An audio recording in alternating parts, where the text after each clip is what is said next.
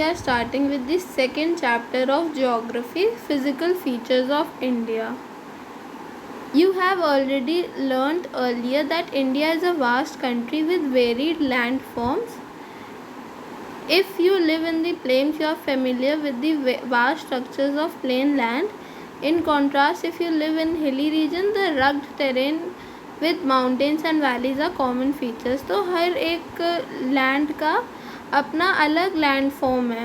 अगर आप हिल्स में रहते हो तो आपका उधर का टेरेन, उधर का माउंटेन, वैली, ये सब कॉमन फीचर्स हैं आपके लिए. अगर आप प्लेन में रहते हो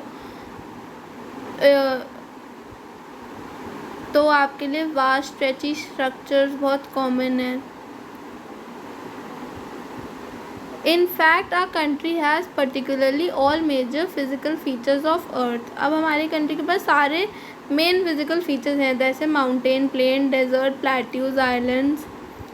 You must be wondering how these physical features have been formed. We will learn more about physical features of India and how they have been formed.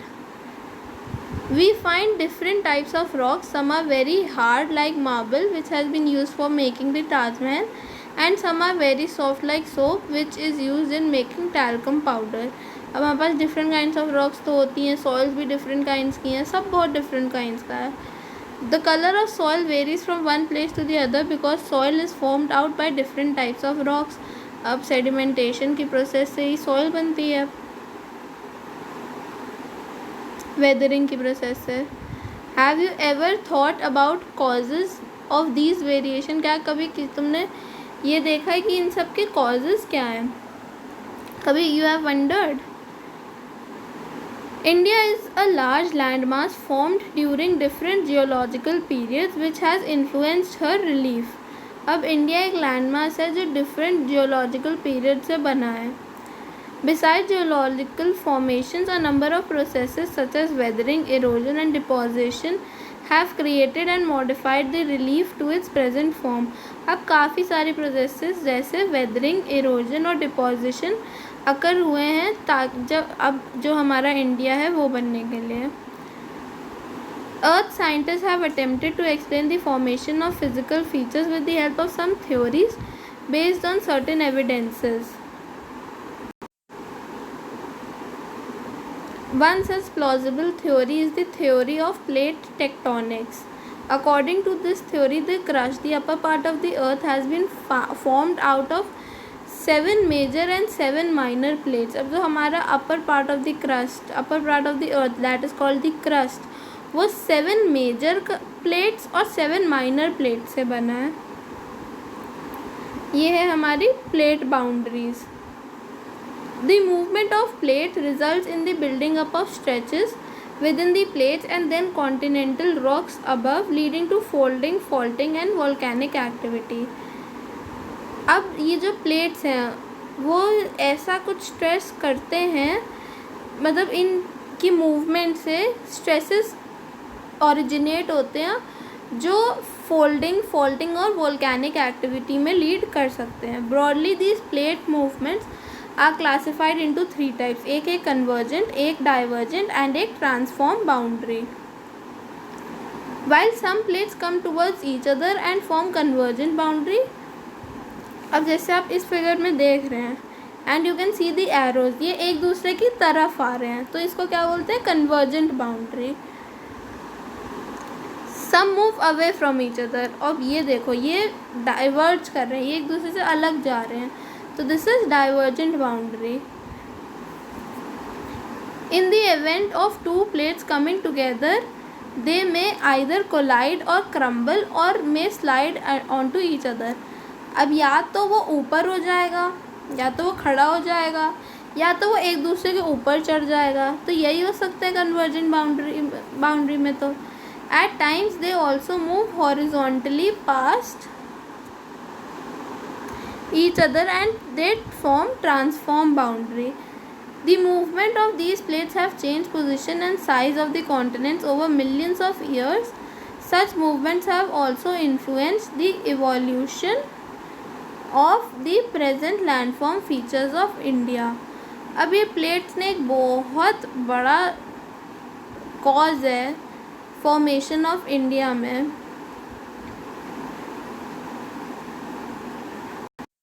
now you can see in this diagram South American plate, North American plate, Eurasian plate, African plate, Indo Australian plate, ये सब जो black markings हैं वो plates हैं, Pacific plates, these all are plates.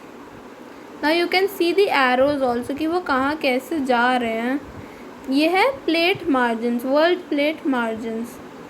Now these are some destructive plate boundary जो यहाँ से गुजर रही है पैसिफिक और यूरेशियन और ऑस्ट्रेलियन से. These are destructive plate boundaries. जो प्लेन सिंपल जा रही है वो कंस्ट्रक्टिव प्लेट बाउंड्रीज होती हैं. और ये जैसे ये ब्रोकन है तो ये क्या है, ये है अनसर्टेन प्लेट बाउंड्रीज. ये क्या करेंगे हमें नहीं पता. और जो एरोज हैं वो है direction of plate boundaries. We can see arrows on the map. So these are destruction plate boundaries. Now did you know most volcanoes and earthquakes in the world are located at plate margins but some do occur within the plates. अब जो mostly जो volcanoes और earthquakes हैं वो plate margins पे ही located हैं. ये जो प्लेट मार्जिन्स हैं इन्हीं पे ही लोकेटेड है. बट कई हैं वो जो प्लेट्स के अंदर भी होते हैं. The oldest landmass was a part of the Gondwana land. The Gondwana land included India, Australia, South Africa, South America and Antarctica as one single land mass. अब you can see एक बहुत vivid, जो बहुत एक जैसे अगर आप south America देखो और अफ्रीका देखो, ऐसा लगता नहीं कि साउथ अमेरिका एक अफ्रीका का ही पार्ट था कि यहाँ से जुड़ा है. एक पजल की तरह नहीं लगता. और आपके पास ऐसे काफ़ी सारे एग्जाम्पल्स हैं जो आपको लगेंगे कि बिल्कुल पजल की तरह है. तो so this Gondwana land was one single land.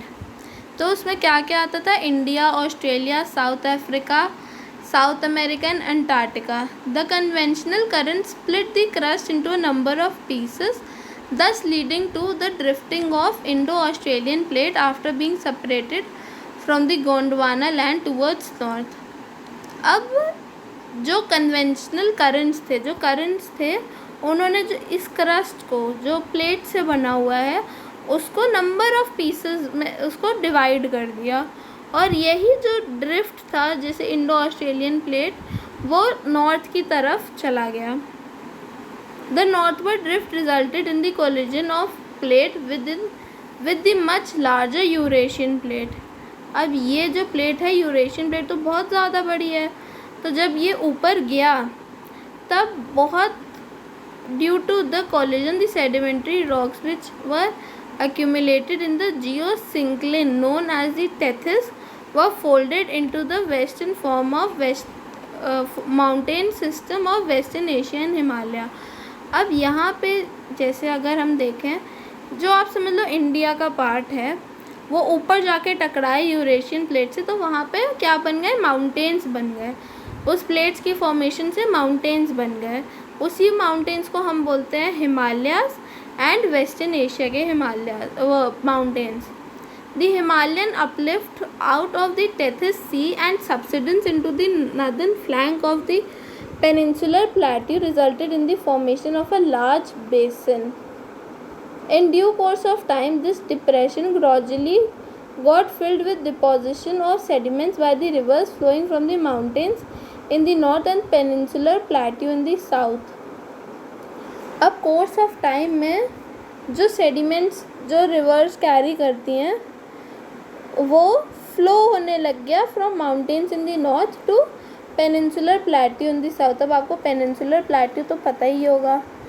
A flat land of extensive alluvial deposits led to the formation of northern plains in India.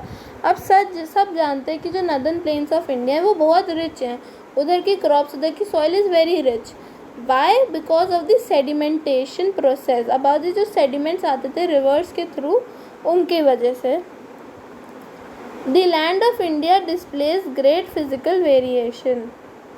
अब जो लैंड ऑफ इंडिया अभी हमने इंट्रो में पढ़ा कि उसमें बहुत फिजिकल वेरिएशन है.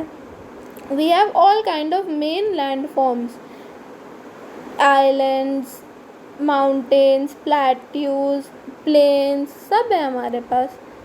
Geologically the peninsular plateau constitutes one of the ancient land masses on the earth surface.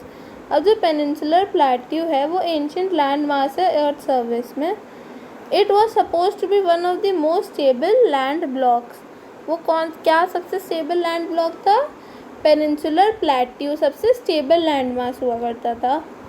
The Himalayas and the northern plains are the most recent landforms. तो सबसे रीसेंट लैंडफॉर्म कौन से हैं? हिमालयस और northern planes.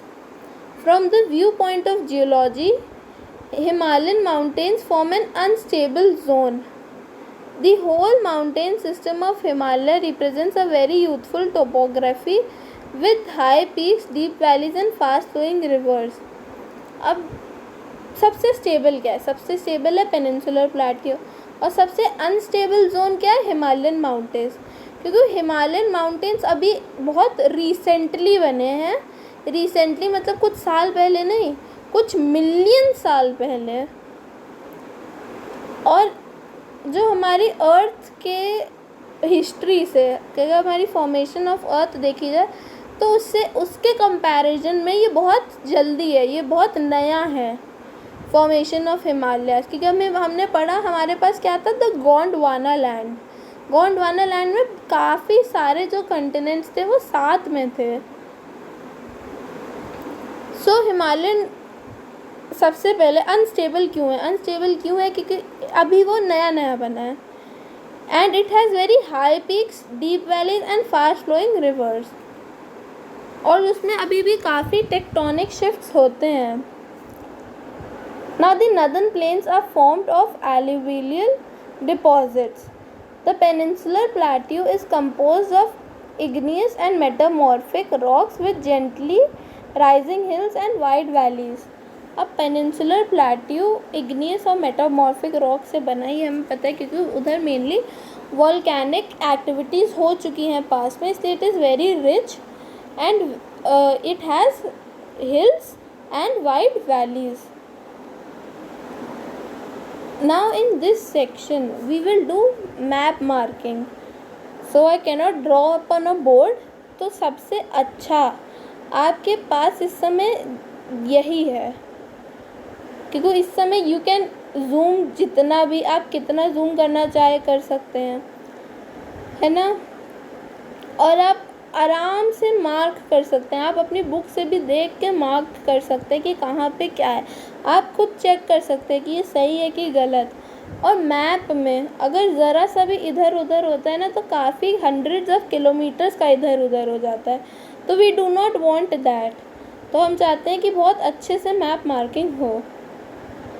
Now the physical features of India can be grouped under the following physiographic divisions. The Himalayan mountains. The Himalayan mountains कहाँ से कहाँ तक है? We can see the Himalayas over here. The Great Himalayan Range. ये है हमारी great Himalayan range. Now the northern plains तो अभी इसमें मार्क्ड नहीं है।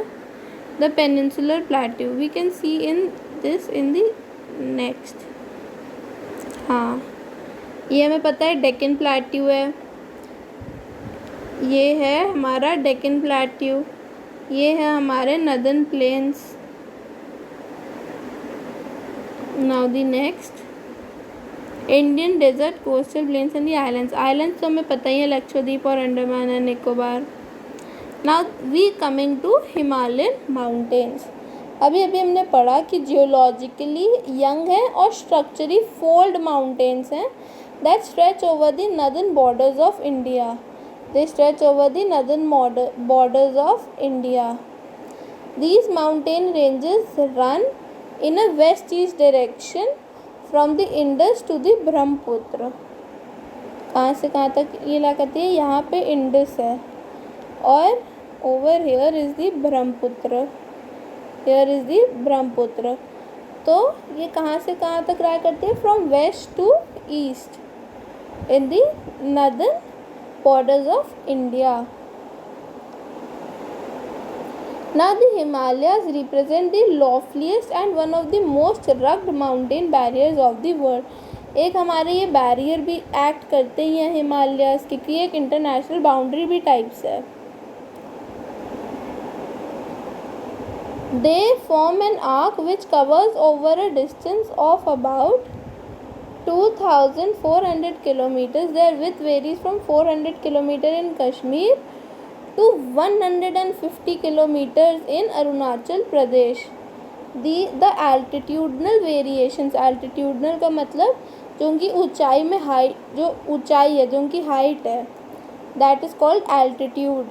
Variations are greater in the eastern half than those of the western half. अब eastern half में उनका एल्टीट्यूड काफ़ी ज़्यादा है ईस्ट साइड में, और जो वेस्ट साइड है उसमें उनका एल्टीट्यूड, उनकी ऊंचाई कम है. The Himalayan consist of 3 parallel ranges in its longitudinal expanse. A number of valleys lie between these ranges. The northernmost range of the Great or the Inner Himalayas is known as the Himadri. तो great या inner Himalayas को हम लोग क्या बोलते हैं? हिमाद्री. ये नॉर्दर्नमोस्ट range है और ये सबसे मोस्ट कंटिन्यूस रेंज है. Consist of loftiest peaks and average height of 6,000 metres, मतलब 6 kilometres. It contains all prominent Himalayan peaks. जो प्रोमिनेंट हिमालयन पीक्स हैं वो सब हिमाद्री में हैं. Now coming to this map. अब इस मैप में सारे माउंटेन्स मार्क्ड हैं. Now first coming to Sulaiman range. Now in Sulaiman range हम देख सकते हैं जो हमारी रिवर्स हैं उसका थोड़ा सा ऊपर is the Sulaiman range. Then coming to Hindu Kush, Pamir Knot and Kulnun meets. ना आप देख सकते हैं ये भी एक एज अ बैरियर खड़े हैं इंडिया के टॉप पे. तो यू नो मार्किंग आपको अब खुद ही करनी पड़ेगी. आप मेरे को एक मैप में सारे माउंटेन्स मार्क करके देंगे, दूसरे मैप में जितने भी प्लेट्यूज हैं और अदर थिंग्स हैं वो मार्क करके देंगे. I will write and give you the homework. Now for a quick revision. सबसे ऊपर what are the ranges? Karakoram range, Karakoram range. उसके बाद हमारे आता है लद्दाख. उसके बाद हमारे पास आता है ज़स्कार रेंज. फिर ये हमारे पास आते हैं फाइनली द ग्रेट हिमालयाज़. और ग्रेट हिमालयाज़ के बाद क्या है? The Shivalik range. Now you can सी ये बीच में टूटी टूटी है क्योंकि ये सही में टूटी है, मतलब दे आर नॉट कंटिन्यूअस. ये यहाँ तक जाते हैं और दिस इज़ वेरी इम्पोर्टेंट. दारो खासी जयंता. दारो खासी जयंता ये एग्ज़ाम्स में भी बहुत आता है. Now over here the Aravalli range. आप देख सकते हैं कि ये जो यहाँ पे टर्न है वहाँ पे ये स्टार्ट होती है और यहाँ पे वो एंड होती है. तो दिस इज़ थोड़ा सा आर्क टाइप्स का, थोड़ा सा इट इज़ नॉट स्ट्रेट. अब जितने भी हिमालयन रेंज देंगे वो थोड़ी सी आर्क में होगी, थोड़ी सी कर्व में होगी.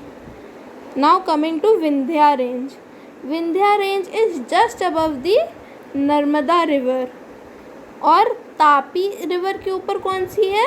सतपुरा रेंज. और तापी के साइड में ही कौन सी चलती है? Mahadev hills. Now coming to the Western Ghats. Western Ghats आपको पता है एक हमारा एक हॉटस्पॉट है, एक ecologically it's a hotspot. Now here are the Western Ghats. आप यहाँ पे भी देख सकते हैं ये ब्रेक हो रहा है, फिर इतना कंटिन्यूस चलता है, फिर यहाँ पे ब्रेक हो रहा है, फिर यहाँ पे ब्रेक हो रहा है. Now the eastern Ghats. Eastern Ghats आप देख रहे हो थोड़ा सा दूर है. वेस्टर्न घाट्स हमारे कोस्ट के अलोंग साइड थे, पर जो ईस्टर्न घाट्स है वो थोड़े से दूर हैं कोस्ट से. और this coast, this is the Malabar coast, the Coromandel coast, all these are very important, बल्कि this map is very important. So I think we have covered all the mountain ranges in this map.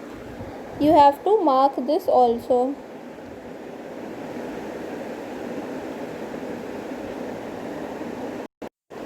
The folds of the Great Himalayas are asymmetrical in nature. मतलब सब symmetrical नहीं. अभी हमने पढ़ा कि कहीं छोटे थे तो कहीं बड़े थे altitude में. The core of this part of Himalayas is composed of granite. It is perennially snowbound and a number of glaciers descend from this range. Perennial का मतलब होता है पूरे साल, snowbound मतलब पूरे साल snow रहती है वहाँ पे, और बहुत सारे glaciers भी इस range से निकलते हैं. Find out the names of glaciers and passes that lie in the Great Himalayas. The name of the states where the highest peaks are located. This is your homework. The range lying to the south of the Himadri forms the most rugged mountain system and is known as Himachal or Lesser Himalayas. अब जो south में लाई करती है हिमाद्री के, वो सबसे rugged mountain system है और उसको क्या बोलते हैं, हिमाचल और लेसर हिमालयस. मतलब थोड़ा सा उसमें कम भी है, एल्टीट्यूड में भी कम है, और इसी से ही शायद आप कंपेयर भी कर सकते हैं कि हिमाचल प्रदेश की लेसर हिमालयस जैसे हिमाचल प्रदेश, क्योंकि उधर भी मेनली आते हैं आपके smaller hills. The ranges are mainly composed of highly compressed and altered rocks. The altitude varies between 3,700 and 4,500 meters and the average width is 50 kilometers. While the Pir Panjal range forms the longest and the most important range. अब हिमाचल की सबसे important और longest range कौन सी है, Pir Panjal range. The Dhauladhar and the Mahabharat ranges are also prominent ones. तो इसकी mainly 3 prominent ranges है. One is the Pir Panjal range, that is the longest and the most important range, और दूसरी है धौलाधर एंड तीसरी is the Mahabharat range. This range consist of famous valley of Kashmir, the Kangra and the Kullu valley in Himachal Pradesh. This region is well known for its hill stations. We all, जब भी अगर किसी को hill station जाने का मन करे तो Kashmir and Kullu are very popular. Now the outer most range of the Himalayas is called the Shivaliks. तो सबसे अभी हमने मैप में देखा कि जो सबसे फर्स्ट इंडिया में रेंज थी that is the Shivalik range. They extend over a width of 10 to 50 kilometers and have an altitude varying between 900 to 1100 meters. These ranges are composed of unconsolidated sediments brought down by rivers from the main Himalayan range and located farther north. These valleys are covered with thick gravel alluvium. तो इधर की भी हमारे पास अगर soil देखी जाए snow को हटा के तो it is very fertile. The longitudinal valley lying between Lesser Himalayas and the Shivaliks are known as the Duns. Dehradun, Kolti Dun and the Patli Dun are some of the well-known dunes. तो अब हमें भी पता है कि ये Doon word कहाँ से आता है. What is Dun? The longitudinal valley lying between Lesser Himalaya and the Shivaliks are known as dunes. Dehradun, Kotli Dun, Patli Dun are the well-known dunes. So we will do till here only.